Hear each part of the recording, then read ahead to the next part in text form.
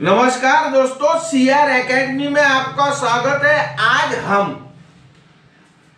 Maximum angular speed of electron moving in stable orbit around the nucleus of hydrogen atom.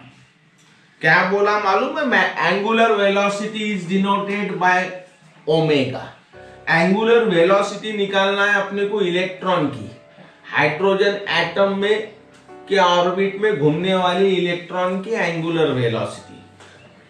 Derive an expression for maximum angular speed और angular velocity of electron moving in stable orbit around the nucleus of hydrogen atom. बहुत ही आसान है, कुछ भी नहीं करना है, बस हर बार ख्याल में रखना है दो पोस्टुलेट बोर्स के, इसको नहीं भूलना है। According to Bohr's first postulate, mv square upon r is equal to 1 upon 4 pi epsilon naught e square upon r। बस ऐसा ही याद रखना है, mv square upon r is equal to 1 upon 4 pi epsilon naught e square upon r square। ये हो गया पहला postulate. थोड़ा सा मेकअप करते जाने का। ये what is mass of electron, तो यहाँ पे ई दिखाने का। What is v? Velocity of electron in nth orbit, तो यहाँ पे n दिखाने का। What is r? Radius of nth orbit, तो यहाँ पर n दिखाने का। ऐसा ठीक है। 1/4 pi epsilon naught। यहाँ पर what is r? Radius of nth orbit, तो यहाँ पर भी n दिखाने का।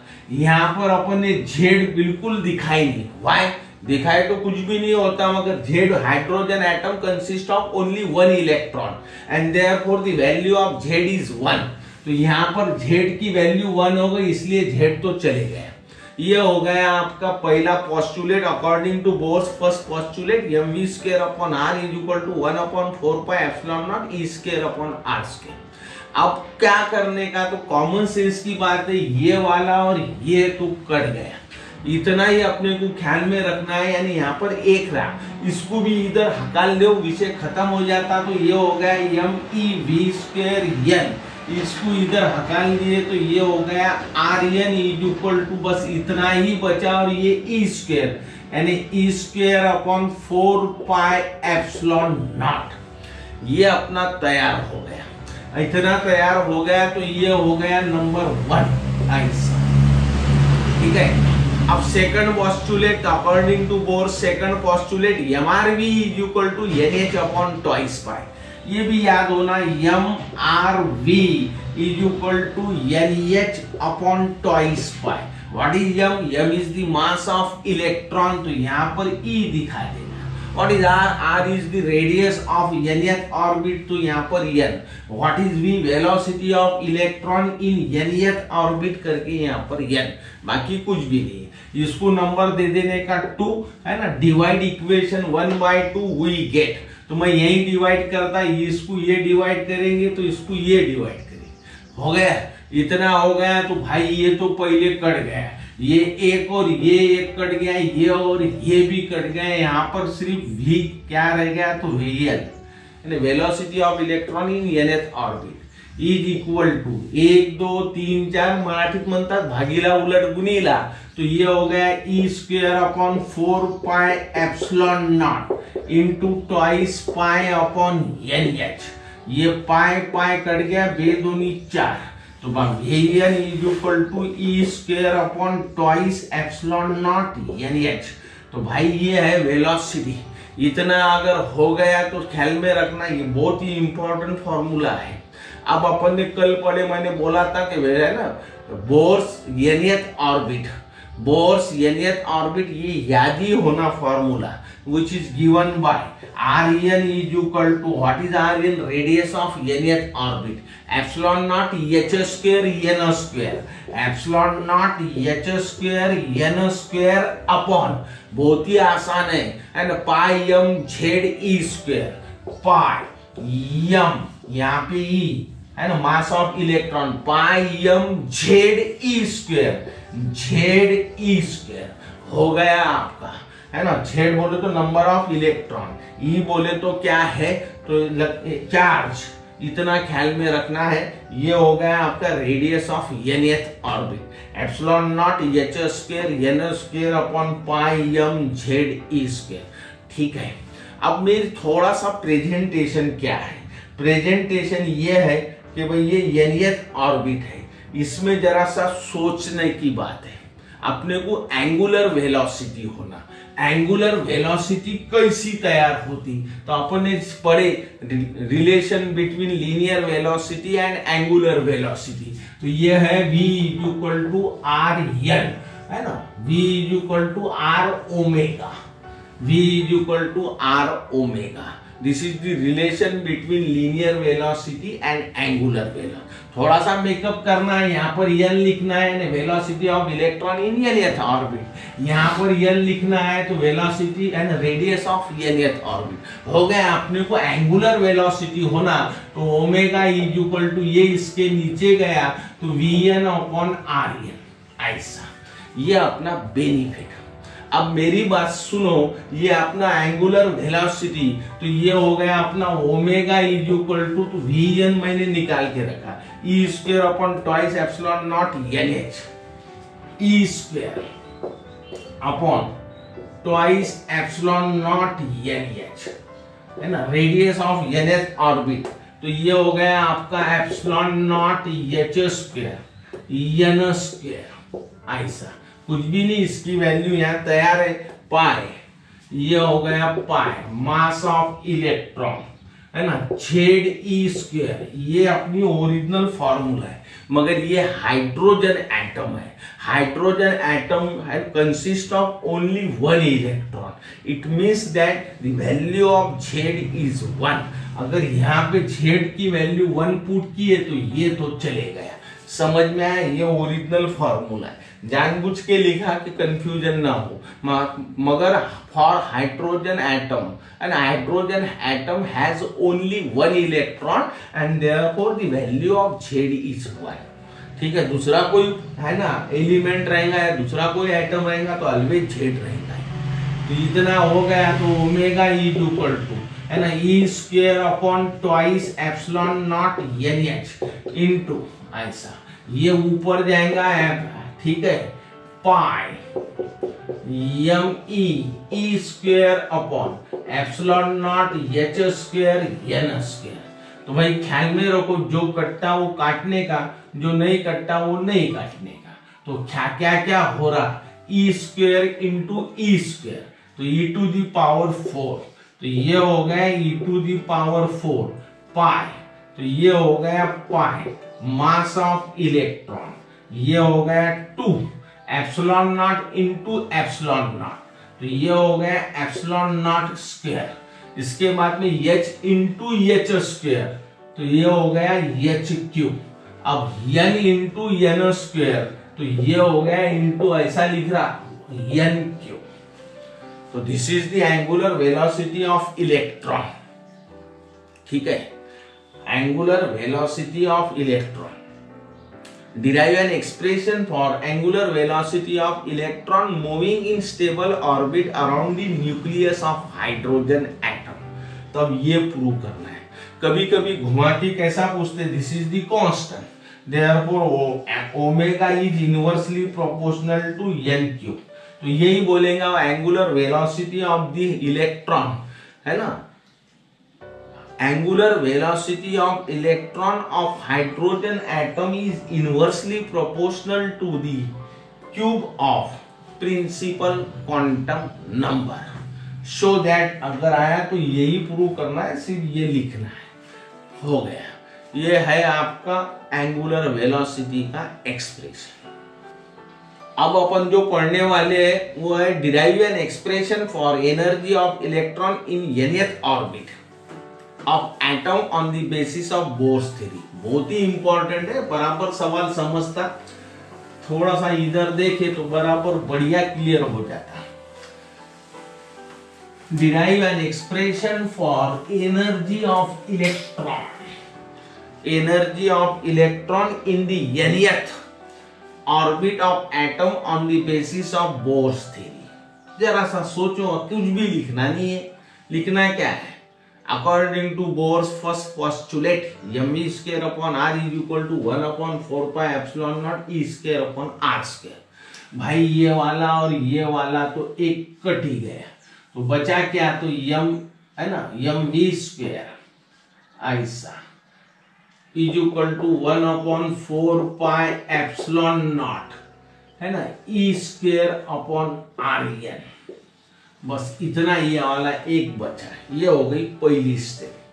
अब जरा सा सोचो एनर्जी काय को बोलते हैं. मालूम है total energy is nothing but the है ना sum of kinetic energy and potential energy.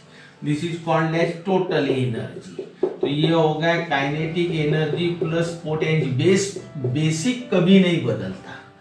तो अपने को सेंस में आना कि अपने को काइनेटिक एनर्जी तैयार करना है, पोटेंशियल एनर्जी तैयार करना है. हो गया, दोनों की सम लिए तो मिल जाएंगी एनर्जी, टोटल एनर्जी. ठीक है, तो भाई ख्याल में रखो. अब अपने को यहाँ पर देखो ये एन ऐसा पढ़ना ही नहीं, एम वी स्क्वायर. तो आपने पढ़े काइनेटिक एनर्जी का फॉर्मूला क्या रहता, तो हाफ एम वी स्क्वायर. इसका मतलब इसको जरूरी है हाफ की. ठीक है, अब इधर हाफ होना तो इधर भी हाफ होना.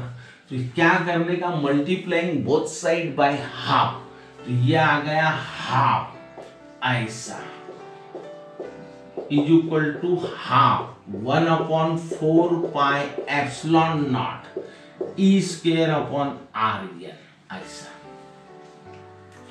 ठीक है, अब इतना अगर हो गया तो ये मेरे को भी समझता का 4 इंटू 2 यानी 8 और आपको भी समझता, मगर मल्टीप्लीकेशन करना नहीं. जो की पॉइंट है वो बता रहा है ना. तो half M V square means kinetic energy. तो ये तैयार हो गया आपका काइनेटिक एनर्जी. ये ऐसा ही रखना, half 1 upon 4 pi epsilon not E square upon R N. ठीक है, एक तो तैयार हो गया kinetic energy, half 1 upon 4 pi epsilon not E square upon R N. अब बात ख्याल में रखो है ना, थोड़ा सा प्रेजेंटेशन फॉर्म है ना फॉर 1 इलेक्ट्रॉन. ठीक है, तो जेड की कीमत 1 आएंगी है ना.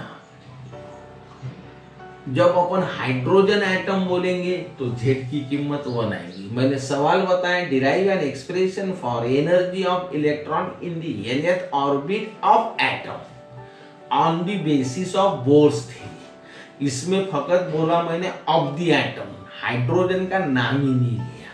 तो इसका मतलब ये हो गया कि वो एटम कौन सा है, उसमें है ना जेड की वैल्यू मालूम नहीं है. एक इलेक्ट्रॉन है, 2 है, 3 है, 5 है, 10 है, अपने को मालूम नहीं है. इसलिए जब जब ऐसा हाइड्रोजन एटम आया तो always Z is equal to 1.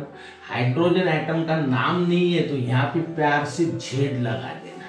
बस इतना आपके दिमाग में रखना है. इतना अगर हो गया तो अपन जीत गए. तो कुछ भी करना नहीं है, बस ऐसा लगाते जाना है ना. ये इसलिए बता रहा मैं कि आपको दिमाग में बैठना चाहिए कि Z, what is Z, number of electron.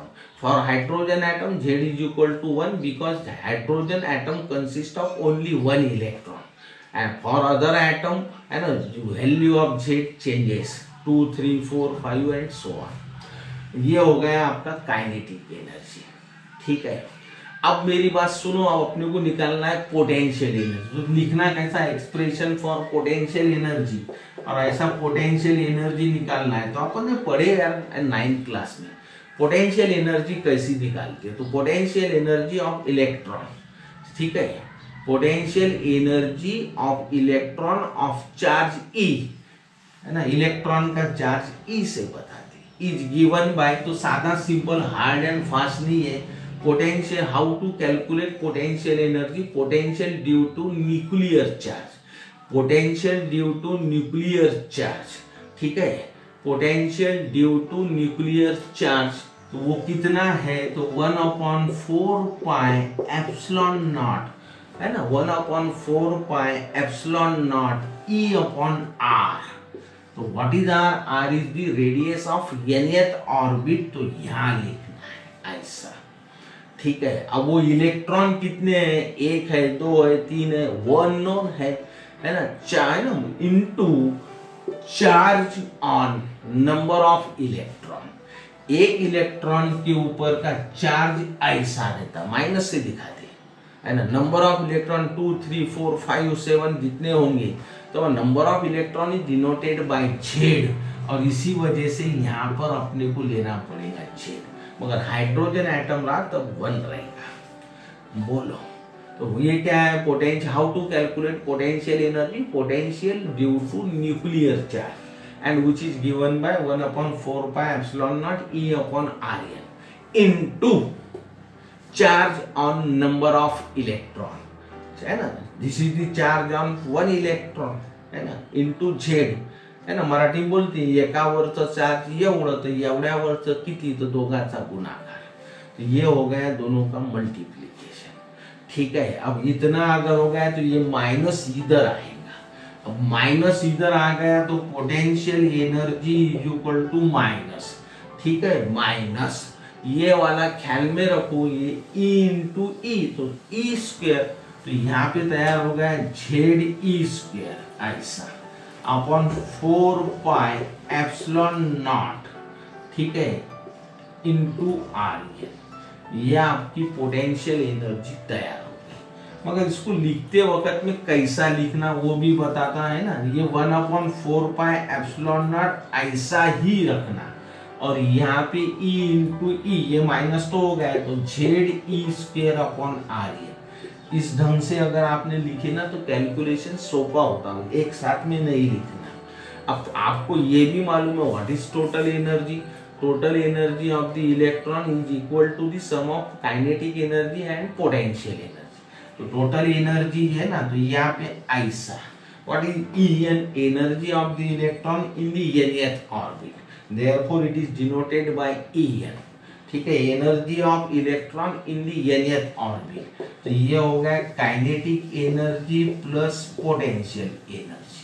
अब ये वैल्यू पुट करना है, कुछ भी हार्ड एंड फास्ट नहीं है। En is equal to kinetic energy भाई इतनी अपने पास में तैयार है, half 1/4 pi 4 pi epsilon naught Z E square upon R ऐसा, ठीक है।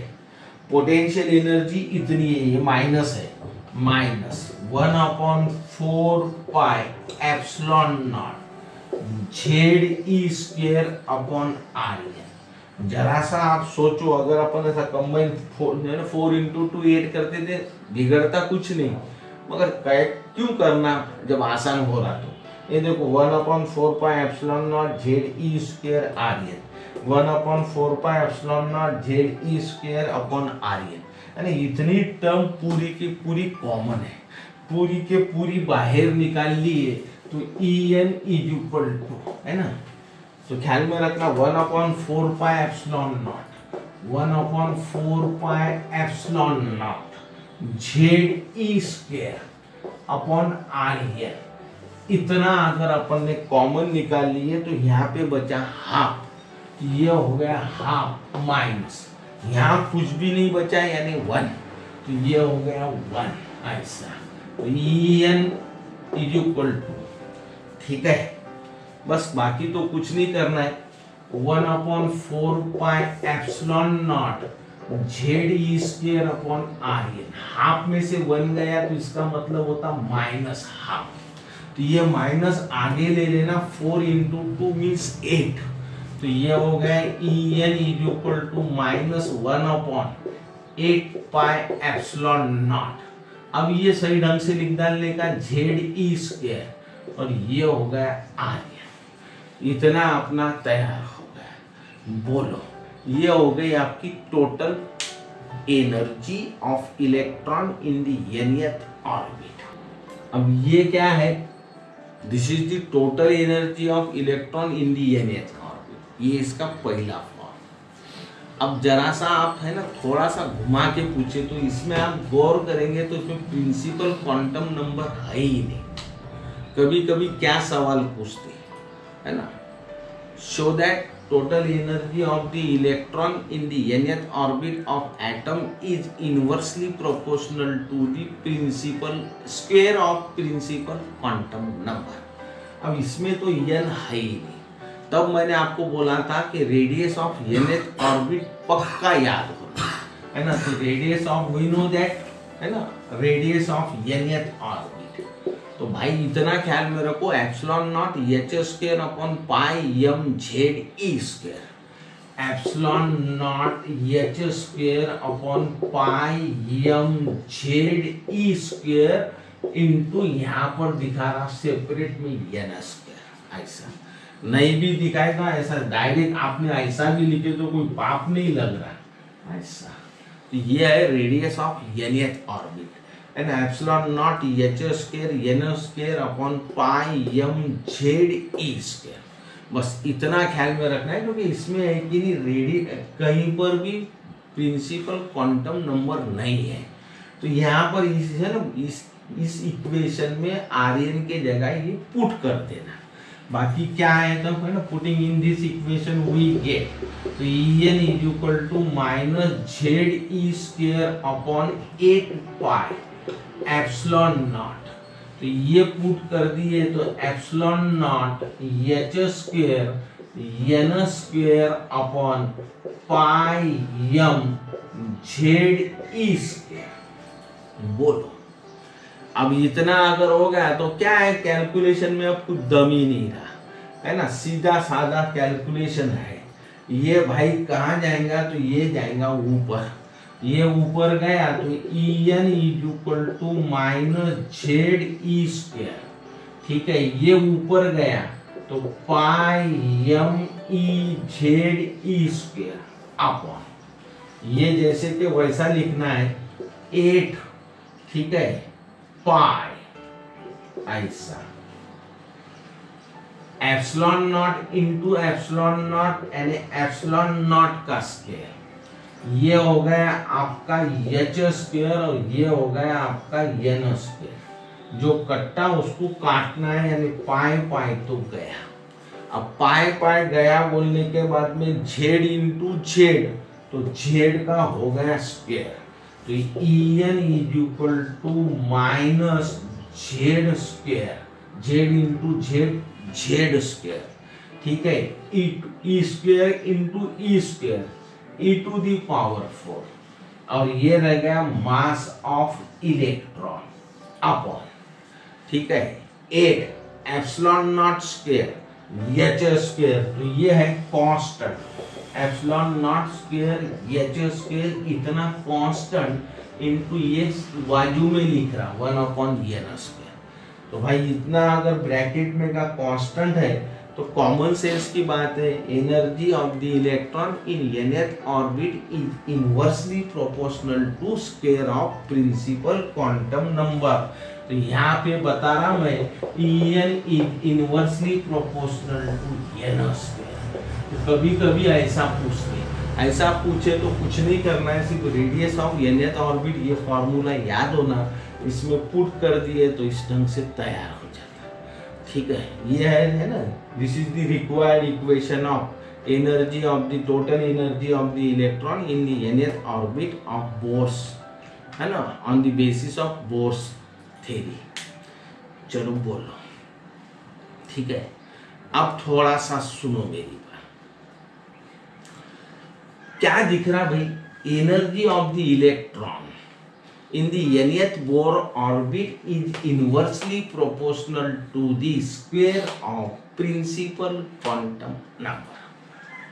ठीक है, ये जो निगेटिव साइन है ना इसमें, ये निगेटिव साइन ये क्या इंडिकेट्स करता है? Negative sign indicates that the electron is bounded to the nucleus by a force of attraction।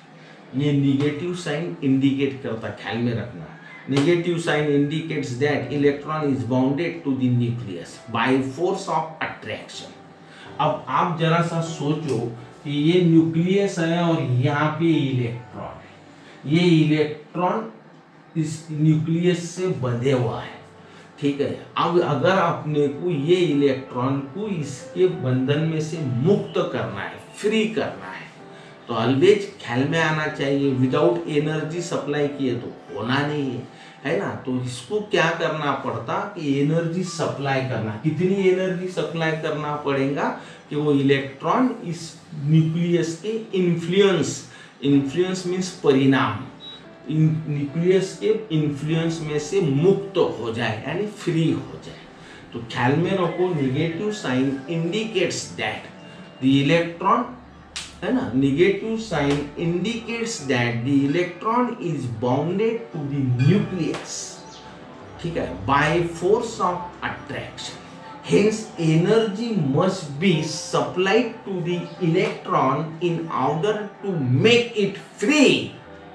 Hence energy is supplied to the electron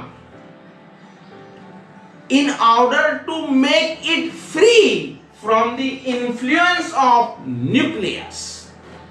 बोला, समझा? This energy is called as binding energy. फिर से एक बार, the negative sign indicates that the electron is bounded to the nucleus by the force of attraction. Hence energy must be supplied to the electron in order to make it free from the influence of nucleus. This energy is called as binding energy. कुछ बच्चे लिखते binding energy बांध के रखना, नहीं, never. जो electron को मुक्त करता न्यूक्लियर फोर्स में से, वो चीज कॉल्ड एज बाइंडिंग एनर्जी, ठीक है। तो आप ख्याल में रखना, पक्का दिमाग में बिठाओ कि इसमें जितने भी फैक्टर है पूरे क्या है, तो कांस्टेंट है ना। जब ये फैक्टर अपन, है ना, अपन क्या करेंगे, जब ये फैक्टर अपन इसमें डालेंगे, यानी वैल्यू क्या बोल रहा, तो ई की वैल्यू, मास ऑफ, है ना, एप्सिलॉन नॉट की, एच की वैल्यू, है ना, ये पूरा डालने के बाद में उसका कैलकुलेशन अगर किए तो सादा सिंपल लैंग्वेज में ख्याल में रखना, putting the values of mass of electron e, है ना, एच, ठीक है, epsilon not, we get En is equal to -13.6, ये रह गया Z square upon N square, Z square upon N square, और इसकी जो ये है, इसका यूनिट है इलेक्ट्रॉन वोल्ट। फिर से एक बार, जब आप इसकी वैल्यू पुट कर देंगे, charge on electron, mass of electron, epsilon, value of epsilon not, value of H, that is Planck's constant, इतनी सब पुट करने के बाद में, उसका कैलकुलेशन करने के बाद में, ये माइनस तो है, कितना आता, 13.6, ठीक है, Z square upon N square, ये जैसे के वैसा, है ना।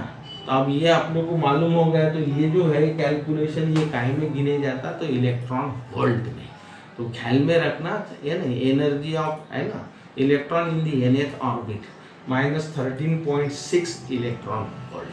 आगे और आने ही वाला है, तो मैं बताऊंगा, ये ज्यादा का बता दिया। दोस्तों, इसके बाद का जो पॉइंट है उसका नाम है ओरिजिन ऑफ स्पेक्ट्रल लाइट्स। बहुत ही बढ़िया और बहुत आसान है, explain origin of spectral light. अभी तक ऐसा पूछा नहीं है, सिर्फ इसकी डायग्राम पूछते हैं हाइड्रोजन स्पेक्ट्रम की, वो आगे है। पहले तो ये अपने को समझिए, आसान बहुत है, कुछ भी नहीं है इसमें, इतना मिटाने का भी काम नहीं है, बाद में भी मिटाते। देखो कैसा है, ऐसा सोचो भाई, है ना, मैं ऐसा सर्कल में नहीं निकालता, ये आपको समझेगा नहीं, ऐसा समझने का, ये this is inner most orbit, this is outer most orbit, ये हो गई आपकी इनर मोस्ट ऑर्बिट, ये हो गई आपकी आउटर मोस्ट, ऐसा समझो, ठीक है। स्टेबल हाइड्रोजन एटम है, तो उसके पास में एक ही इलेक्ट्रॉन रहेगा, उसके पास में मिनिमम एनर्जी रहेगी, और वो इलेक्ट्रॉन कहाँ रहेगा, तो इनर मोस्ट ऑर्बिट, ठीक है। इनर मोस्ट ऑर्बिट में तो ख्याल में रखना, ठीक है, एन की वैल्यू कितनी रहेंगी, तो एन की वैल्यू 1 रहेंगी। What is an, number of orbit, hydrogen atom के पास में एक ही ऑर्बिट, ठीक है।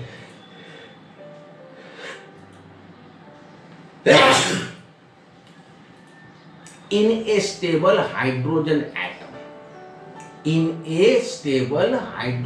atom, electron has minimum energy when it lies in the innermost orbit. Innermost orbit, it means n is equal to what? है ना. This is the minimum energy state of hydrogen atom and it is called as ground state. Theoretical है, ख्याल से सुनो. In a stable hydrogen atom, electron has minimum energy when it lies in innermost orbit.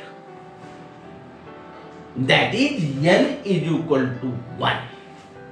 The minimum energy, this is the minimum energy state of hydrogen atom and it is called as ground state. ठीक है.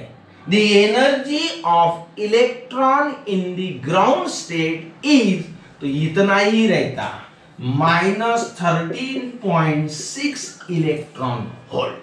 यहां पर the energy of electron in the ground state is -13.6 electron volt.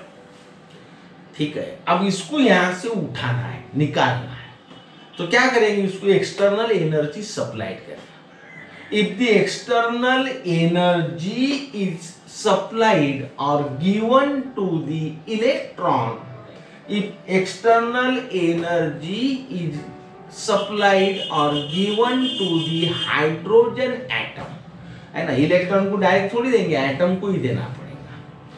If external energy is given to the hydrogen atom which is equal to, ख्याल में रखना, इतनी इसके पास में है, ये नेगेटिव है, तो इतनी ही इसके अपोजिट यानी प्लस इतनी देना पड़ेगा. If the external energy is given to the hydrogen atom and which is equal to or greater than, कम से कम इतनी होना, इससे ज्यादा रहा तो कोई प्रॉब्लम ही नहीं. ऐसा.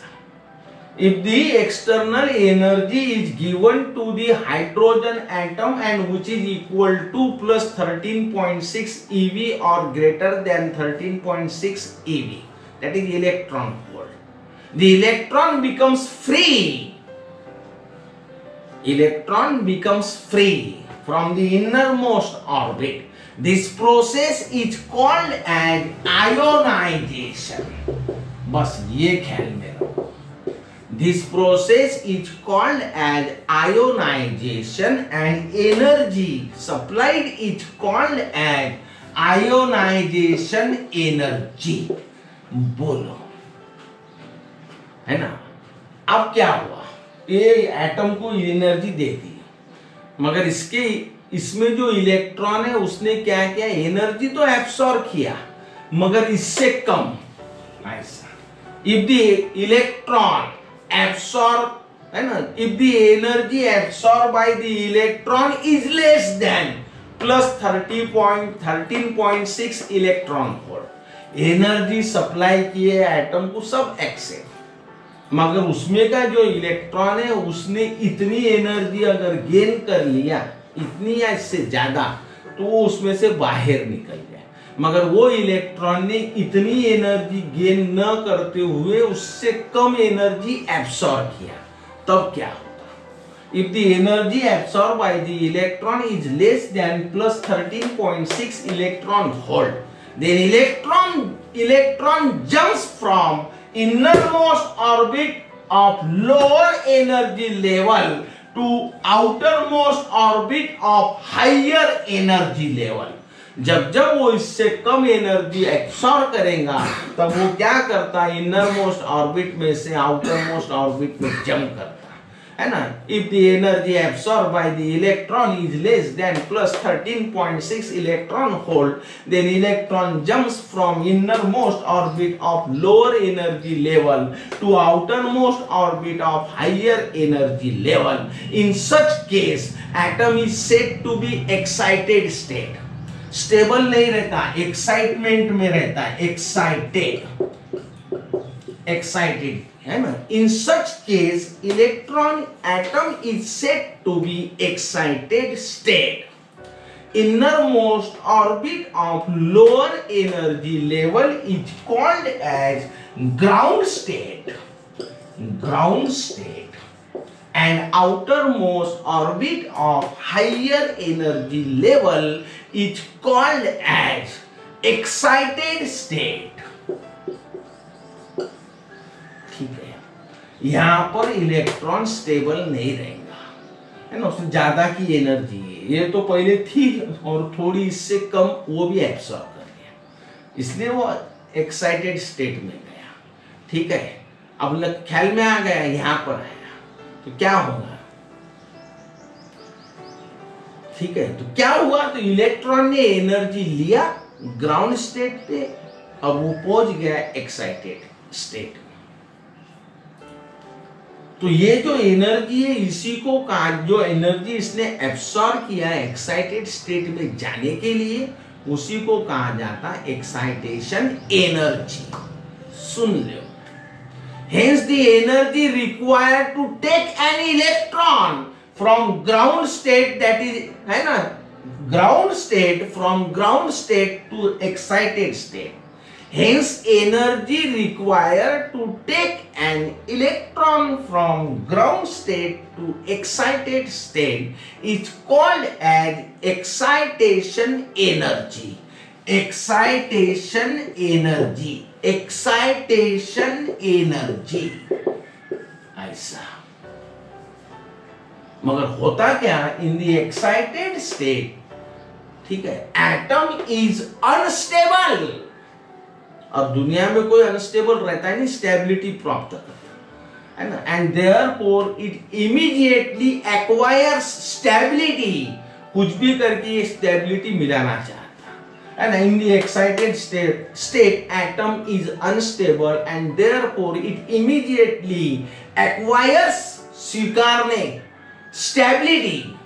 कैसा मिला था, by jumping of electron from excited state to ground state। यहाँ का इलेक्ट्रॉन डायरेक्ट यहाँ फिर से जंप करता, by jumping of electron from excited state to ground state। बोलो, this jumping is in one step or more than one step। ये जो बीच में का भाग है, ठीक है, यहाँ का यहाँ पे पहले आएगा, बाद में यहाँ से यहाँ आएगा, ऐसा भी हो सकता, यहाँ से डायरेक्ट यहाँ पे। This jumping of electron is in one step or is in more than one step। ठीक है, मगर यहाँ पर आ गया, यहाँ पे उसके पास में ज्यादा एनर्जी थी, यहाँ पे एनर्जी कम है, तो यहाँ उसको रहना है तो उतनी एनर्जी लेके रहना पड़ेगा जो ये ऑर्बिट में की क्षमता है। तो यहाँ की एनर्जी इतनी है, तो इसके पास में तो एनर्जी ज्यादा थी, क्योंकि इसीलिए तो यहाँ से वो यहाँ गया था। तब वो क्या करता, यहाँ से यहाँ आते वक्त में ज्यादा की एनर्जी रेडिएट करता, बाहर निकालता। ठीक है, तो ये जो है, इसको अगर मैंने बोला, यानी energy of electron in nth orbit, और इसको अगर मैंने बोला energy of electron in pth orbit. For example, यहाँ पे इलेक्ट्रॉन है, इसकी एनर्जी 10 है, मगर यहाँ पे रहना है तो इसकी एनर्जी 6 होना। ठीक है, तो वो क्या करेगा, 10 - 6 दैट इज 4, इतनी एनर्जी रेडिएट करेगा। तो यहाँ की एनर्जी इतनी, यहाँ की एनर्जी इतनी है, तो रेडिएट कितनी करेगा, तो En - Ep, है ना। तो वो क्या करता है, ड्यूरिंग ईच जंपिंग, है ना, electron emit energy and which is equal to the difference between the energy of two state, है ना, which is equal to the energies, है ना, difference between the energies of two state, that is excited state and ground state in the form of photon, and we know that energy of photon is h nu, and due to this reason En - Ep is equal to h nu। This is the origin of spectral lines। मेरे ख्याल से बढ़िया समझ में आया, मैंने पूरी कोशिश किया। ठीक है भाई, अच्छा लगा तो मैसेज करना, कुछ भी प्रॉब्लम आया तब भी मैसेज करना, बहुत अच्छा लगा तो लाइक कर देना। नमस्कार।